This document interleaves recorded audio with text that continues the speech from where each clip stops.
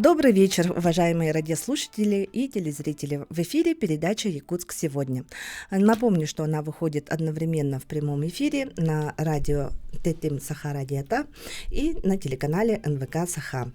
За режиссерским пультом сегодня работают Мария Новгородова и Николай Слепцов. У микрофона ведущие передачи Любовь Сыровацкая.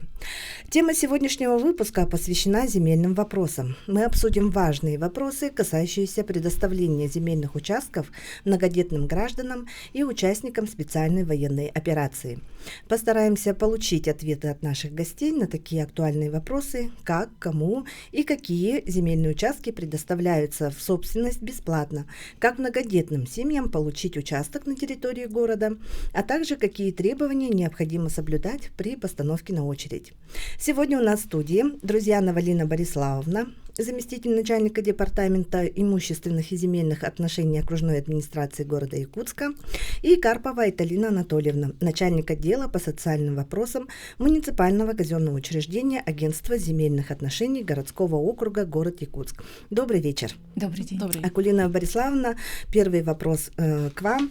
Расскажите, пожалуйста, сколько многодетных семей на сегодня состоят в очереди и сколько земельных участков получили многодетные семьи в порядке очередности и на каких территориях? Всем добрый день, добрый вечер еще раз.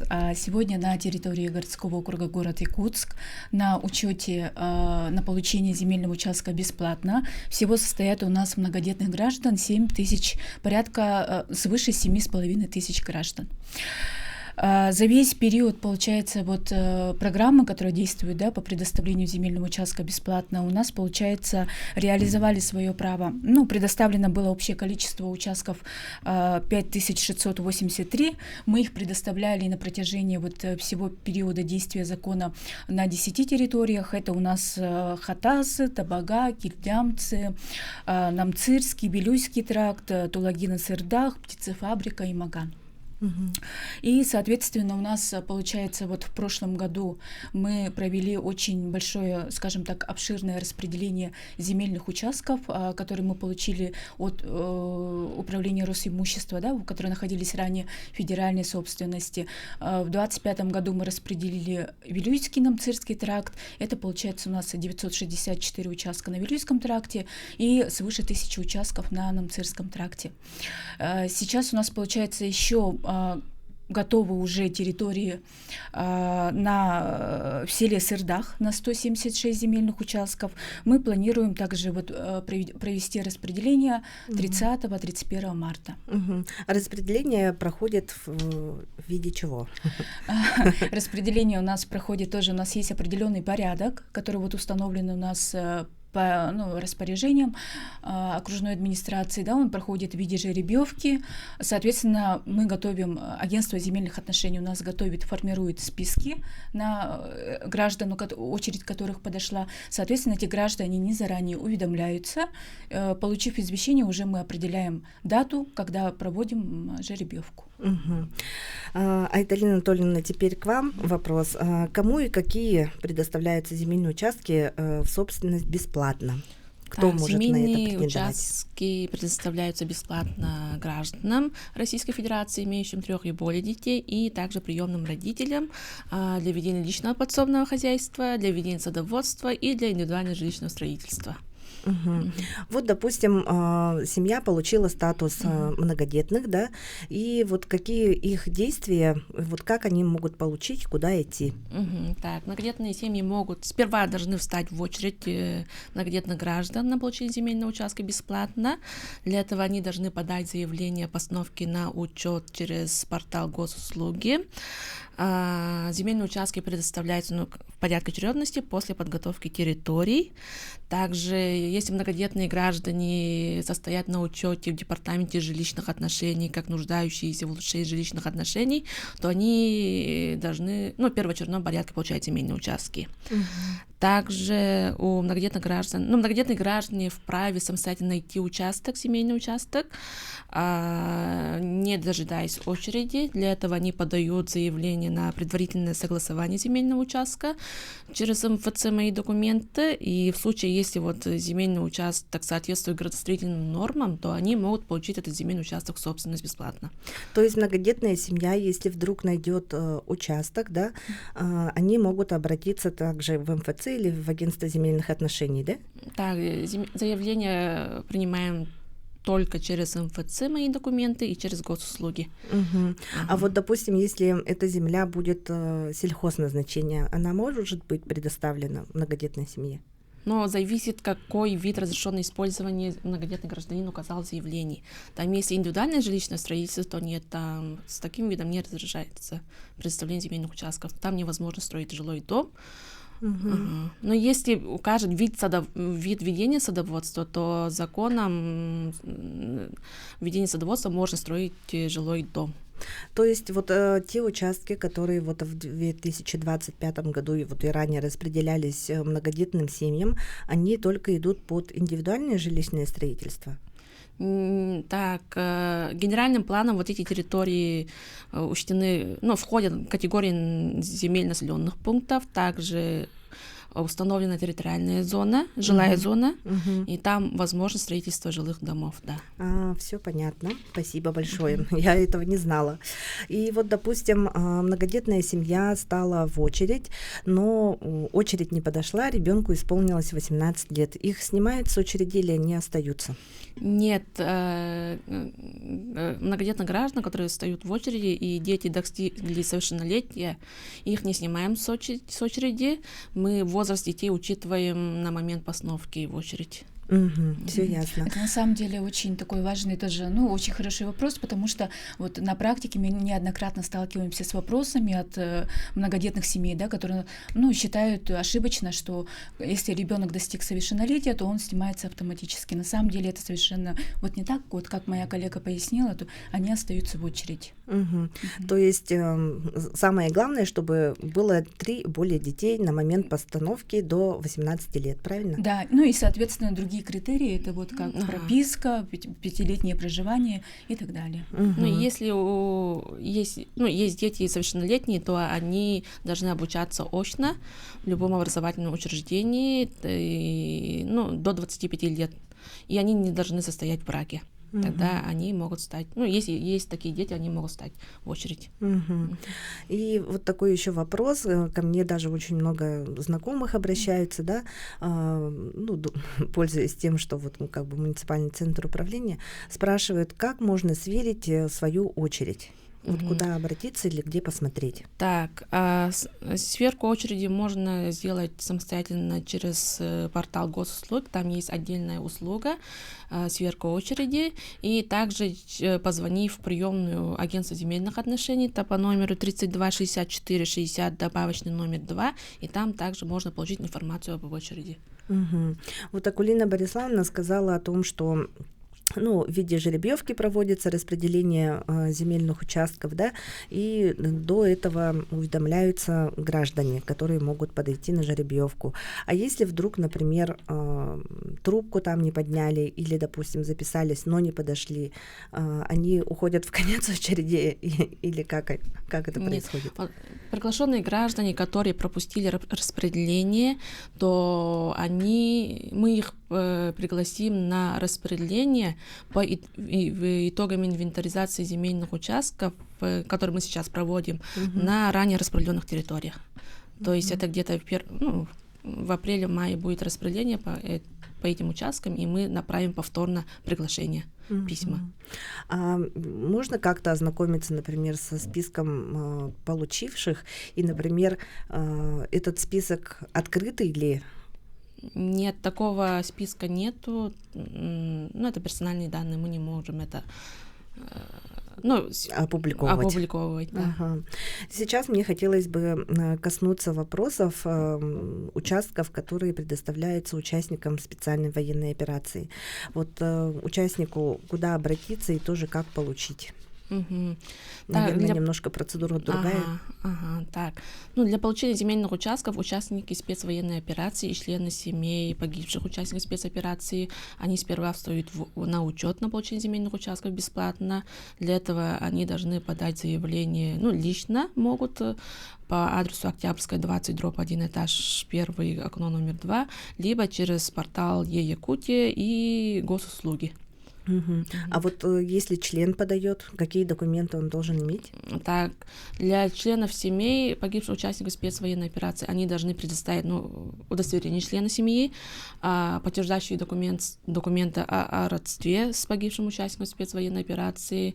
И, а если действующий участник СВО?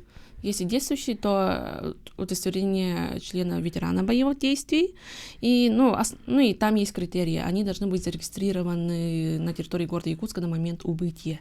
Если отсутствует такая регистрация, то они могут подтвердить факт проживания на территории города Якутска, вступившим в законную силу решением суда. То есть процедура не такая уж и простая, да? И какие установлены критерии постановки на учет для получения земельного участка бесплатно? Так, как я озвучила, это регистрация на территории города Якутска на момент убытия участника спецвоенной операции. И, все. Удостоверение и удостоверение ветерана боевых. Наличие удостоверения ветерана боевых действий. А кроме близких родственников, например, если понятное дело, что законная жена может подать, да, если в гражданском браке проживают, она может подать? Нет, членам семей предоставляют земельные участки в порядке очередности. Первое, это будет супруга, состоящая в законном браке с участником спецвоенной операции. Если при отсутствии законного супруга, то претендуют родители участника. Либо дети, наверное. Да, либо дети. При отсутствии родителей или супруга, да, им предоставляется в общую долевую собственность детям в равных долях. А в каких случаях участники СВО не имеют права подать? Так, они не имеют права на получение земельного участка, если они уже реализовали право на получение земельного участка бесплатно, это как многодетная семья. То есть земельным кодексом определено, что при наличии нескольких льгот на получение земельного участка бесплатно, то они выбирают одну из категорий для реализации этого права. То есть если до, например, убытия тогда на территорию СВО участник СВО получил как многодетный, он не имеет права подавать заявление. Законом можно получить земельный участок только однократно. И участник специальной военной операции, да, который состоит на учете на получение участка, сможет ли сам найти пустующий земельный участок? Точно так же, как многодетные, например. К сожалению, законом такое не предусмотрено, самостоятельно поиск земельного участка. Земельные участки они получают только из учрежденного перечня земельных участков органов местного самоуправления. В прошлом году в средствах массовой информации была публикация о том, что распределялись участки для участников СВО. Да? Сколько было предоставлено и на каких территориях, если это можно? Так, городским округом города Якутска были подготовлены территории в селе Гильдямцы и в Табага. В общем, сформированы около 1400 земельных участков. На сегодняшний день мы распределили около 960 земельных участков. И ежемесячно по плану до октября 2026 года, текущего года, мы должны закончить распределение этих территорий. Акулина Бориславовна, мне к вам вопрос. Вообще агентство земельных отношений, да, земельными участками какого рода и какого плана регулирует вопросы? С чем можно к вам обратиться? Да, у нас агентство земельных отношений, получается, это, скажем так, структурное, это наше подведомственное учреждение, да, Департамента имущественных земельных отношений, которое именно занимается оказанием муниципальных услуг. Да? То есть одно из составных направлений деятельности этого учреждения является предоставление муниципальных услуг населению. именно касающихся земельных Да, вопросов. предоставление земельных участков, государственной собственности, на которые не разграничено, либо муниципальных земельных участков, да, к нам обращаются, в агентство земельных отношений обращаются разные категории граждан. Это и многодетные, участники специальной военной операции, те категории, которые имеют право бесплатно получить земельный участок, либо в аренду без проведения торгов. И вот на слуху очень много информации, даже выражения, наверное, да, словосочетание, как это называть, гаражная амнистия. Что она вообще значит? Да, есть такое, скажем так, в народе, да, понятие гаражная амнистия. Это связано с тем, что 1 сентября 2021 года вступил в силу федеральный закон за номером 79, который предусматривает упрощенный порядок оформления гаражей и земельных участков под ними. То есть есть определенные виды гаражей, то есть определенные критерии государство у нас установило, в частности то, что гараж должен быть построен до введения в действие градостроительного кодекса, то есть это до конца декабря 2004 года. Земельный участок под этим гаражом должен был быть в свое время отведен в установленном законом порядке, да, каким-то образом, законным способом владелец гаража его приобрел, и, соответственно, если он подпадает под эти критерии, владельцы таких гаражных боксов, они имеют право бесплатно оформить земельный участок под гаражом и сразу же, если у них, допустим, гаражный бокс, гараж не оформлен, соответственно, оформите гараж. Если, допустим, земля не оформлена под таким гаражом, то такие гаражи вывозятся, да? Нет, идет речь про именно капитальные гаражи, объекты капитального строительства. У нас, как скажем, в свое время земельные участки, скажем так, в 90-е годы, в 2000-е годы отводились земли под строительство гаражей гаражным кооперативом, да, как один из примеров. Соответственно, есть, остались гаражи, которые в свое время владельцы им распределил гаражный кооператив, да, они до сих пор его не оформили. Соответственно, как раз-таки новый закон, гаражная амнистия, да, направлена на упрощение этой процедуры. И сейчас, получается, у нас как раз-таки агентство земельных отношений и занимается это у нас муниципальная услуга. Гражданин, владелец гаражного бокса может обратиться за оформлением и гаража, и земельного участка. Тогда основная цель именно этой программы — оформление... Да, совершенно верно, упрощенная процедура оформления и гаражного бокса, и земельного участка под ним. А кто может обратиться за оформлением права собственности на гараж в рамках гаражной амнистии? Я как раз-таки первое, отметила, что это граждане, именно сами владельцы капитальных гаражей, которые были возведены до конца 2004 года, могут обратиться наследники при наличии свидетельства о праве на наследство таких гаражей. И, соответственно, граждане, которые в свое время приобрели, купили, им подарили такие гаражные боксы. А если допустим, например, совсем старые документы, да, не прошедшие регистрацию, например, такие документы принимаются во внимание? Документы, гражданин вправе предоставить любые документы, которые у него есть, но у нас административным регламентом, вообще законом тоже установлен определенный перечень документов. Это должны быть правоотводные документы у гражданина, да, технический план на гараж, соответственно. И, соответственно, мы уже как орган местного самоуправления сами в городском БТИ запрашиваем сведения, да, о дате постройки гаража, и документы на этот гараж. И какие требования предъявляются к гаражу для возможности оформления его в собственности по данной программе? Во-первых, гараж, конечно, должен быть капитальным, то есть иметь фундамент, иметь, скажем так, стены, да, в общем, это должен быть объект капитального строительства. Объект не должен быть признан самовольной постройкой, самостроем органом местного самоуправления, либо по судебному решению, да, и, соответственно, участок под этим гаражом должен быть обязательно выделен гражданину на законных основаниях. Мгм. И вот в рамках программы гаражной амнистии, да, какие еще услуги оказываются? Может быть, есть такое? Услуги, ну, результатом вот как раз, ну, сама услуга это и есть у нас в рамках гаражной амнистии, да, как Мгм. предоставление земельного участка гражданину бесплатно. Соответственно, в рамках этой услуги человек, что он получает в результате? Он получает уже оформленный земельный участок под своим гаражом, и, соответственно, если гараж у него был не оформлен, Мгм. уже, то есть оформленный гаражный Ага. бокс. Уважаемые телезрители, оставайтесь, пожалуйста, с нами. Мы буквально прервемся на несколько минут на рекламную паузу. Сегодня у нас очень интересная передача, касается земельных вопросов. Добрый вечер, уважаемые радиослушатели и телезрители. В эфире передача «Якутск сегодня». В сегодняшнем нашем эфире мы затронули очень важную тему земельных вопросов.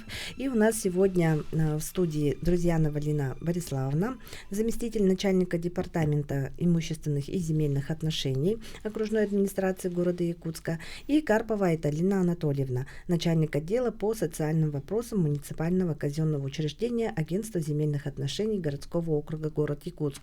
До ухода на рекламную паузу мы говорили о том, что кто имеет право на получение бесплатно земельного участка на территории городского округа город Якутск. Это касается и многодетных семей, и участников специальной военной операции. И мы говорили о гаражной амнистии. Акулина Бориславовна, наверное, мы эту тему продолжим. И можно ли подать заявление на оформление права собственности на гараж одновременно с заявлением на регистрацию земельного участка под ним? Смотрите, если у владельца гаражный бокс, гараж не оформлен, соответственно, ему нужно это сделать.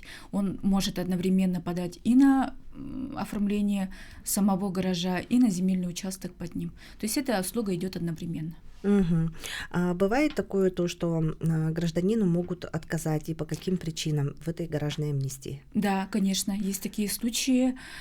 Основные, конечно, у нас причины отказа идут по нескольким основаниям, да. Самые распространенные из них это, допустим, если отсутствуют сведения в БТИ о дате, о самом гаражном боксе. То есть нам важно установить год постройки. Если у нас не будет вот этих сведений, соответственно, орган уже должен будет отказать в предоставлении, в согласовании такого земельного участка, да. У нас есть такие случаи, когда не соответствует градостроительная документация.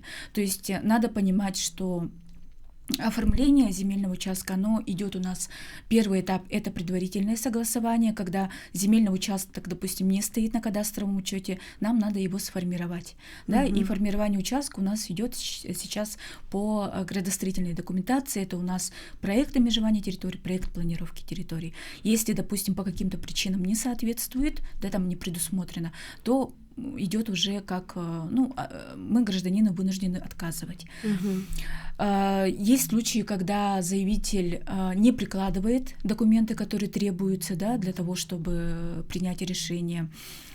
Есть случаи, когда у нас идут накладки границ земельных участков, смежный участок накладывается на участок, который вот и спрашивает у нас, допустим, владелец. Тоже есть такие случаи. Соответственно, если, допустим, гараж уже был признан по суду или органам власти самовольной постройкой, это тоже прям конкретное основание для отказа. И, соответственно, если на данной территории, где находится земельный участок, у нас не установлена территориальная зона. Это вот территориальная зона устанавливается по правилам землепользования застройки, тоже является основанием для отказа. И если вот, допустим, гражданин захочет стать участником вот программы гаражной амнистии, куда ему обращаться? Лично к вам с письменным заявлением, или это можно оформить через МФЦ или госуслуги? Да, так как это является муниципальной услугой, то, соответственно, обращается у нас через многофункциональный центр со всеми пакетами документов. Айталина Анатольевна, вот вы сказали в первом нашем блоке передачи о том, что в прошлом году было более 700 участков распределено, да, для многодетных семей по Вилюйскому и Намцирскому тракту. И, соответственно, у благополучателей земельных участков, да, возникает вопрос, как быстро появится там инфраструктура такая, как газ, свет, дорога, потому что я так понимаю, что это, ну, как бы лесополосу только подготовили и нарезали на участки, правильно? Так. Но обеспечение инфраструктурой земельных участков многодетным семьям у нас производится поэтапно, то есть в этом году планируется подготовка, ну, дорожная сеть, также, ну, дальше поэтапно будет электроснабжение, подключение к электроснабжению, ну, и также газификация, но газификация подключается по социальной программе газификации. Вот. То есть социальная программа по газификации, она еще существует, да? Да. Акулина Бориславовна, еще такой вопрос по земельным участкам. Что-то у меня хотела спросить очень интересное. Пользуясь моментом, надо спросить. Да. Вот. Изменение в законодательстве земельном было же, да? То есть, если получил, например, земельный участок бесплатно, то сократился срок его реализации, да? То есть, там, освоение. Да, есть такой момент. Сейчас у нас, скажем так, законодательством установлен срок для освоения. Это 3 года. Да, с момента, когда вот гражданин приобрел земельный участок, у него есть как раз-таки вот это время для того, чтобы его освоить. Это было сделано во избежание того, что у нас, ну, не секрет, очень много участков заброшенных, да, которые, скажем так, грубо говоря, на нем растут и сорняки, и травы, и все на свете, и это представляет в том числе, ну, определенную там угрозу, там, пожароопасную обстановку и так далее, да, ну и в принципе, что у нас одним из принципов, да, земельного, в принципе, законодательства является это рациональное использование земли. Поэтому, соответственно, если у участка есть владелец, то его надо обязательно использовать. Тогда возникает следующий вопрос, да, вот, допустим, я многодетная семья получила вот земельный участок, да, для строительства индивидуального жилищного дома. В течение 3 лет, ну, по каким-либо причинам, понятное дело, всегда как бы в бюджете денег не хватает, да, не смогли там провести свет, сделать инфраструктуру, и 3 года проходит, например, и я не могу, как бы, естественно, построиться. Ну, то есть, ну, зачем без света, без газа, например, осваивать участок, да? Тогда у меня отберут земельный участок? Ну, скажем так, отберут это... Я бы не сказала, что прям кто-то придет сразу, да, и отберет, потому что у нас должен быть порядок для того, чтобы такие участки изъять у владельцев, да. На сегодняшний день, конечно, это все сейчас у нас только прорабатывается, поэтому в любом случае, скажем так, если у гражданина действительно есть объективные причины для того, чтобы он не смог освоить, да, но что мы вообще понимаем под освоением? Участки у нас предоставляются осваиваются согласно виду разрешенного использования, то есть если под ИЖС, то, конечно, там в идеале должен быть частный дом, гараж и так далее, да. Если, допустим, ведение садоводства, то гражданин имеет право на нем не только возводить дом и не столько возводить дом, но и в том числе заниматься, скажем так, огородом, да, это тоже считается у нас освоением. Поэтому вот как делают люди? Ставят забор, да, помаленечку, ставят там, ну, туалет, гараж построят. Это вот тоже все в том числе, да, тоже можно считать освоением. И да, тут нет такого, что вот грубо кто-то увидел, что участок без дома стоит, да, кто-то пришел и взял, отобрал. Нет, конечно, такого нету. Но при этом, конечно, согласно вот, если когда будет порядок, там уже будет понятно, вот какие дальнейшие шаги будут предприняты. В том числе, наверное, по истечению срока владельцам земли нужно будет куда-то подойти, написать заявление о том, что вот я собственник есть, да, но по таким причинам я еще не построился. Да, потому что есть такое понятие, что государственный земельный контроль, муниципальный земельный контроль — это вот специально уполномоченные специалисты, которые как раз-таки и фиксируют нецелевое использование, либо там неиспользование земельных участков. Теперь еще вопрос касаемо земельных участков, которые предоставляются участникам и семьям специальной военной операции, да. Ну, бывает, что люди старомодные, не пользуются компьютером, там, IT, да, нужно обязательно как-то ногами пойти. Кроме МФЦ, где-то эта услуга еще предоставляется, прием заявлений для предоставления участка, например? Вот опять же, да, очень много прозвучало, что вот муниципальная услуга. Все-таки мы, так как это муниципальная услуга, это все должно быть у нас централизовано, да. То есть нельзя, это неудобно в первую очередь, да, вот так прийти, допустим, агентство земельных отношений, просто подать документы. У нас есть вот единый многофункциональный центр, где сидят прекрасные специалисты, которые могут и проконсультировать, и сразу же принять документы, да. У нас есть портал государственных услуг. Там, получается, каждый гражданин, который зарегистрирован на госуслугах, может также удобно электронно подать документы.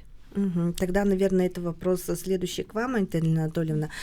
Куда можно подойти за консультацией, по каким дням, график работы, может быть, для наших горожан будет интересно?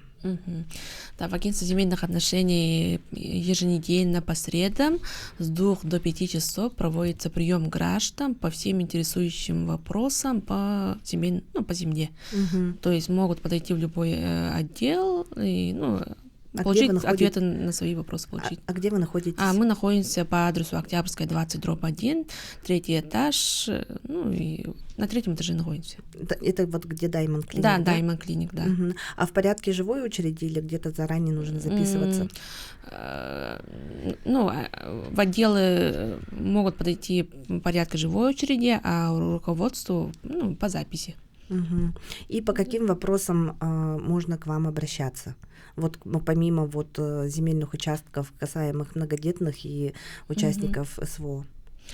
Можно обратиться по оформлению земельного участка, там, если он собственник здания, как оформить земельный участок, по получившим отказам, как решить этот вопрос и оформить право на земельный участок, по арендным платежам. Вот так. Вот у нас, допустим, территория городского округа расширяется не только вширь, но еще и в длину, да, не так много земельных участков, которые можно было бы привести в соответствие и нарезать, да, чтобы предоставить для многодетных семей, потому что очередь довольно-таки большая, я считаю, практически более 7,5 тысяч, да. И вот реально я 7525, реально, когда я смогу получить свой земельный участок? Сколько лет мне ждать? Примерно. В прошлом году мы закончили распределение земельных участков гражданам, ставших на учет до 23 мая 2016 года. Земельные участки, конечно, предоставляются по мере подготовки территорий, и вот такого определенного срока не могу сказать, сколько вам надо ждать. Вот также предлагаем, если не дожидаясь очереди, можно найти самостоятельный участок. Используя геопортал города Якутска при поиске. А денежной компенсации не предусматривается вместо земельного участка получить? Есть такая услуга — единовременная выплата взамен земельного участка в управлении социальной защиты. По этим вопросам нужно обратиться к ним для получения более подробной консультации. А сумма этой компенсации? Она известна, это 300 тысяч рублей. Но там тоже есть своя очередь, да? Скорее всего, да. А еще такой вопрос. Я пенсионер МВД, да, и, допустим, там в садик в очереди, там была льготная очередь, да. Мало того, что я была многодетной, еще я была сотрудником правоохранительных органов. Для получения земельного участка есть, помимо того, что многодетные или допустим, многодетная семья, там один из членов является сотрудником правоохранительных органов, у них есть отдельная очередь или нет? Ну, у нас действующая очередь — это предоставители земельных участков многодетным гражданам и участникам спецвоенной операции. Раньше была, да, действительно общая очередь на получение участка под садоводство, также есть льготная очередь была, но с 1 января 2019 года вступил в силу федеральный закон 217 о садоводческих товариществах, и он отменил тот закон, 66-й федеральный закон, который регулировал предоставление вот земельных участков вот органам местного самоуправления. После принятия вот этого закона с января 2019 года уже эта очередь не работает, по ним работа по представлению земельных участков не ведется. Тогда сейчас одна общая очередь, да? Нет, две очереди — это многодетным гражданам и участникам спецвоенной операции. И все. И все. Здесь я хотела бы вот Италину тоже дополнить, да, что касается вот многодетных граждан, действительно есть одна общая очередь, но и плюс есть еще первоочередные, то есть граждане, которые имеют право в первоочередном порядке принять, да, это предусмотрено у нас тоже федеральным законодательством. Это именно те граждане, которые стоят на территории города в качестве нуждающихся в улучшении жилищных условий. И это у нас подтверждается именно сведениями, но они должны состоять в департаменте жилищных отношений, как нуждающиеся вот в улучшении. В улучшении, либо у которых нет вообще в собственности ничего, да? Ну, получается, да, они сначала должны стать на учет как нуждающиеся в улучшении жилищных условий в департаменте жилищных отношений, и, соответственно, это будет являться основанием для того, чтобы в очереди многодетных они уже стояли впереди. Ну, были в первоочередной очереди. Все ясно. Ну и напоследок наша передача потихоньку подходит к концу, да. Давайте нашим горожанам, наверное, по многодетным и участникам специальной военной операции пакет документов немножко расскажем, еще раз повторим, чтобы, ну, по крайней мере, информирован, значит вооружен, да. Вот я многодетная семья, какой пакет документов нужен для того, чтобы встать на учет, куда обратиться. И я бы еще хотела вас попросить, Италина Анатольевна, повторить ваш многоканальный телефон. Так, для постановки на учет многодетные граждане подают заявление через портал госуслуги. Они предоставляют документ, это свидетельство о рождении на детей. Так, при постановке на учет основным критерием является проживание на территории города Якутска не менее 5 лет непрерывно. Если, непрерывное проживание подтверждается регистрацией по месту жительства. При отсутствии такой регистрации документами, таким как справка от образовательных учреждений на детей, трудовыми договорами родителей и договорами социального найма жилья. Вот эти документы могут приложить, если вот нету регистрации на территории города Якутска 5 лет. И все остальное мы сами в рамках административного регламента, предоставляем муниципальные услуги, запрашиваем запросы, необходимые структуры. А участникам специальной военной операции, это кроме удостоверения участника боевых действий? Участник спецвоенной операции предоставляет удостоверение ветерана боевых действий. Если это член семьи? Если член семьи, то удостоверение члена семьи, документы, подтверждающие родство. И, соответственно, подтверждение о регистрации, что он на дату убытия. Да. У него регистрация была в городе Якутске. Ну вот каким-то чудом подходит очередь, например, да, муж у меня находится на территории, где проводится военная операция. Могут ли супруги выдать земельный участок? То есть она имеет ли право подойти без своего супруга на жеребьевку? Супруга имеет право подойти на жеребьевку, если есть у нее доверенность от участника спецвоенной операции. И им также можно предъявить свидетельство о заключении брака. Спасибо вам большое за очень полные, объемные ответы на очень актуальные вопросы. Уважаемые телезрители и радиослушатели, сегодня у нас тема была, передача посвящена земельным вопросам. Повтор передачи вы можете посмотреть на YouTube. Я с вами прощаюсь. До следующих встреч в эфире. С вами была Любовь Сыровацкая.